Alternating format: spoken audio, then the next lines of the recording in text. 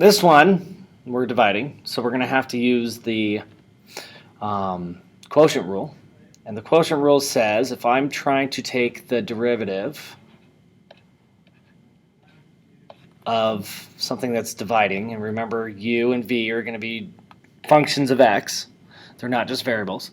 So this one is going to be, and if you remember the kind of poem thing, low to high minus high to low all over low, low. So it's the bottom times the derivative of the top minus the top times the derivative of the bottom all over the bottom squared.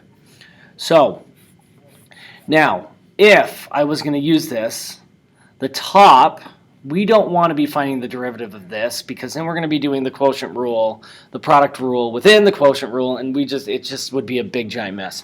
So what I'm going to do is I want to only do the quotient rule. So I'm going to distribute this out to end up getting y equals x squared plus 3x plus 2 all over x squared minus 3x plus 2.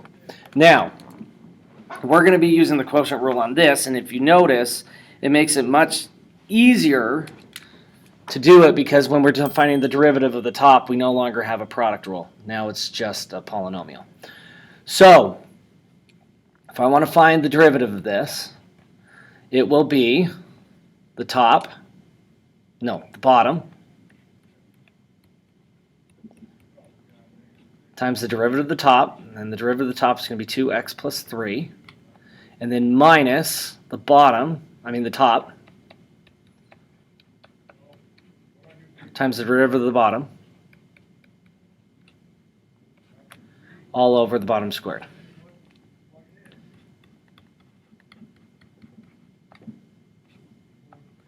Okay, so when I do this, now we're going to have to do a lot of distributing. So let's be careful. We end up getting 2x cubed plus 3x squared minus 6x squared minus 9x plus 4x plus 6. Now, I'm going to distribute this negative in and distribute at the same time, so hopefully you can stay caught up. I just don't want to have to rewrite this again. So we end up getting negative x squared times 2x, which is going to be negative 2x cubed. Negative x squared minus times negative 3 is going to be plus 3x squared. Negative 3x times 2x is going to be negative 6x squared. Negative 3x times negative 3 is positive 9x. Negative 2 times 2x is minus 4x.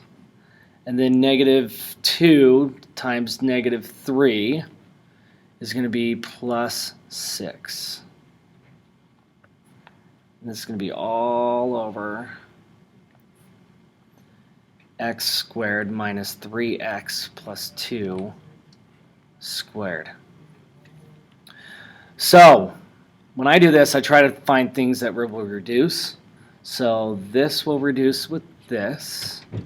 This 3x squared and this 3x squared is 6x squared, so those two will reduce with this negative 6x squared. This 9x will reduce with this negative 9x. This 4x will reduce with this negative 4x.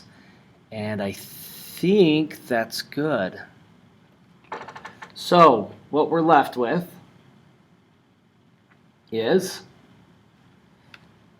well, we got a 6 here and a 6 here, so that's 12. And then we have a negative 6x squared. So negative 6x squared plus 12 all over x squared minus 3x plus 2. Phew. Did it.